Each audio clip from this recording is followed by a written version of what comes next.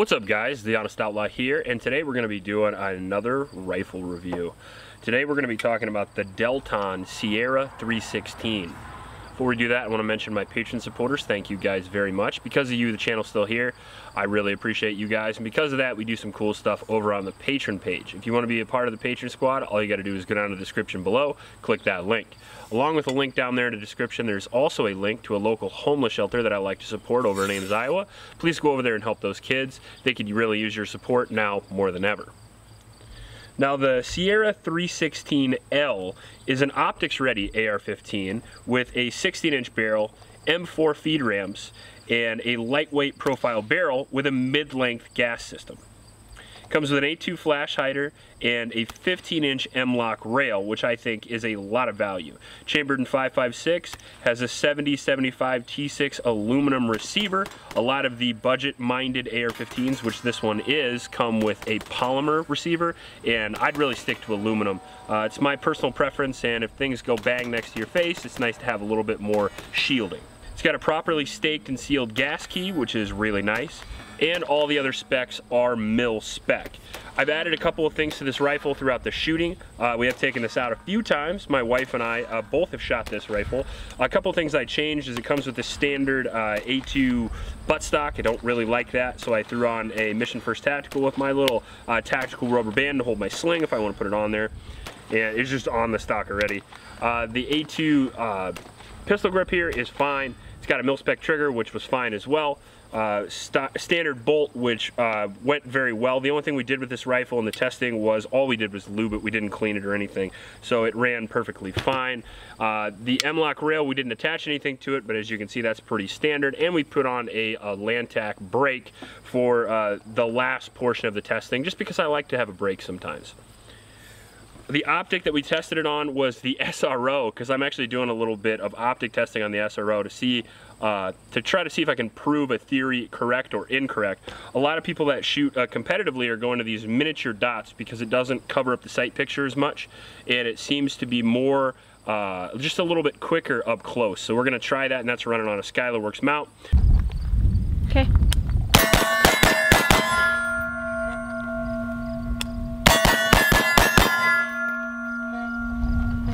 You so fast. I get you, it's not as reliable as an Aimpoint T2 or anything like that, but I got a few of those running around already. So if I wanted to, I could throw that on as well. We also tested it with, hilariously, the Collis 1-6, which you should see a review on at some point pretty soon. The reason why that's hilarious is because this rifle actually comes to market at around $600. I think now they're about $675. So for right now at least, that is a very budget-oriented rifle with a lot of features. I brought some super cheap rifles to the table, and I like those for some people, but for the most part, it's cool to get some features like an Mlok rail and a mid-length gas system. If I'm looking for an AR-15, I'm looking for a mid-length gas system, and the reason why that is because it just slows down the action just a little bit and gives it a little bit more dwell time, which is nice, gives it more reliability and more durability over a long period of time. On top of that is it smooths out that recoil impulse just a little bit. Instead of a sharp snap, it's a little bit more of a dull recoil impulse, which allows you to speed up those follow-up shots. So I like that. That's a lot of the reasons why back in the day you used to see all the carbine length gas systems, and now you see almost exclusively mid-length, except for not on the lower tier in the price scale of the rifles, and this one comes with that. I like that. I also like an Mlok rail. That's a must for me. If I'm going to buy a rifle, it's either going to get an Mlok or a key mod rail, or it's coming with one already. And the reason for that is the Slimline Profile is really nice. It's really awesome to do the Chris Costa C-clamp grip and control that recoil. A lot of you guys hate the C-clamp. That's cool. You can do variations of the C-clamp grip where you put your thumb forward like Jerry Michalek, or you can go over like this and still point your thumb, or you can go all the way over and hold it like that. Whatever's more comfortable for you. I don't understand the craziness about that online, because if you hold it like this, or you hold it like this, or you hold it like this, however you want to hold it, you're just holding the damn rifle, so hold it any way that controls the recoil better. Get on the timer, figure out which one works for you, or just bitch online, one or the other. Either way, those are two selling points for me for this budget rifle right away. Comes with the A2 flash hider, which is probably one of the best muzzle devices. However, I like a little bit less recoil sometimes, and I happen to have a few brakes just sitting in drawers downstairs. So I popped out my Lantac that I use a lot for review guns, threw it on there. Disadvantages to the break are that it's extremely loud, a lot of concussion. Advantage to it, it's a lot of fun. Overall, the rifle seems to be pretty quality, but how did it perform? Well, we shot a little over 500 rounds for this rifle. I would like to have done a 1,000 round review, but if you lived under a rock for a while, you know that ammo prices are very expensive. My patron supporters help me a lot with ammo. I appreciate that. However, ammo is getting so expensive and so hard to find now that we're gonna slow down the round counts on some of the guns that we do. We're still gonna do 1,000 round reviews on a lot of the handguns, but as far as rifles go, we're gonna slow that down a little bit. We ran Pine Valley ammunition through this. We ran their regular frangible and their 77 grain match, which is very accurate. We ran gold medal, I think, federal gold medal through this.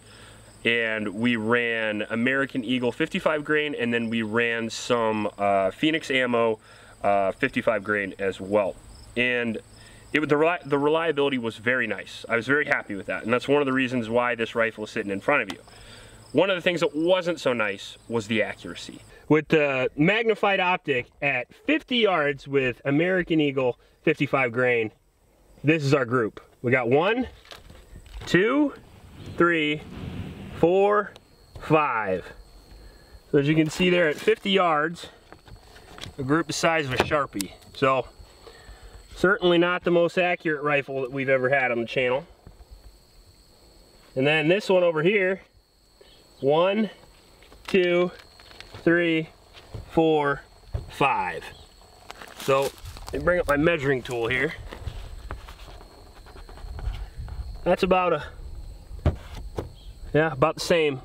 So we shot this from prone, from standing, from kneeling, with a multitude of different ammunitions and a multitude of different optics, which is why the Kala sits on the table. I actually got so frustrated I busted out my 3-gun scope, because this is what I'm most familiar with, and I wanted to rule out me out of the equation. So we shot 77 grain match from Pine Valley, and we shot, I think, 77 grain match from Federal, and then I forget what the other match ammo we had, Hornady something or other. I think it was Hornady VMAX. So we shot those, and I could not get a group smaller than 3 inches at 50 yards, which is not great for an AR-15. Even a rack grade cheap AR-15, that is not great. I have 1911s that group better than that at 50 yards. And obviously that's somewhere around 6 to 7 inches at 100 yards, and we did confirm that, and it was that as well. However, if you're not hunting prairie dogs, or you're not out there shooting bullseye matches, does that really apply to you? The answer is no, it doesn't.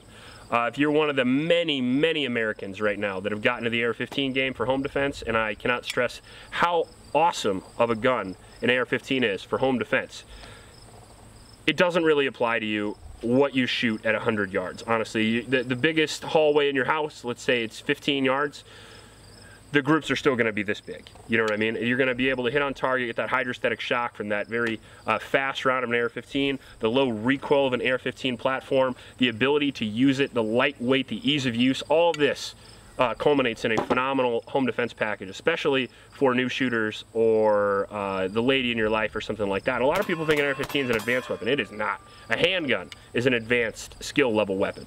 An AR-15, something like a semi-automatic rifle where you throw a box magazine in, you have a good amount of rounds and you do a large amount of damage by comparison to a handgun. On top of that, you have the points of contact, and it's just really easy to get this on target up close and quickly.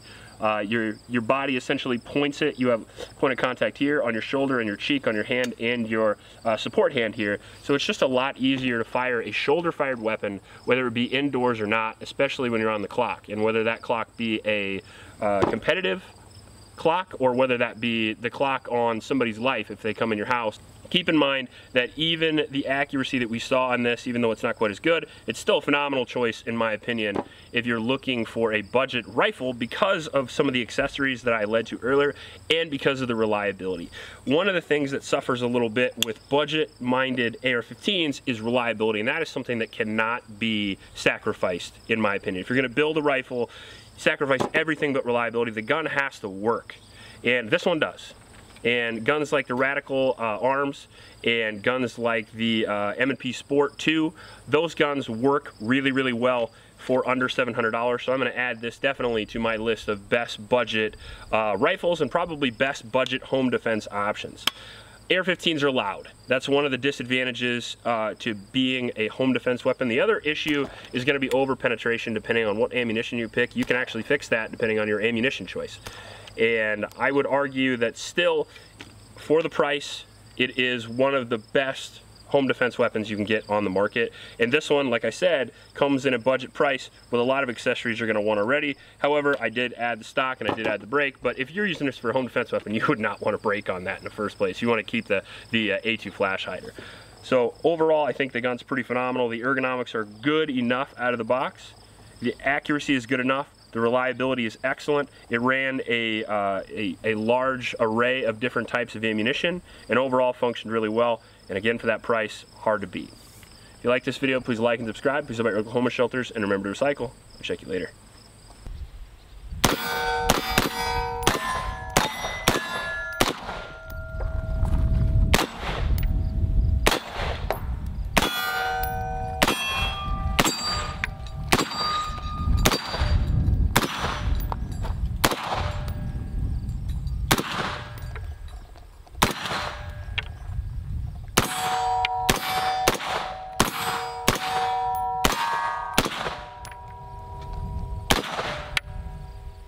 Rail gets hot, huh?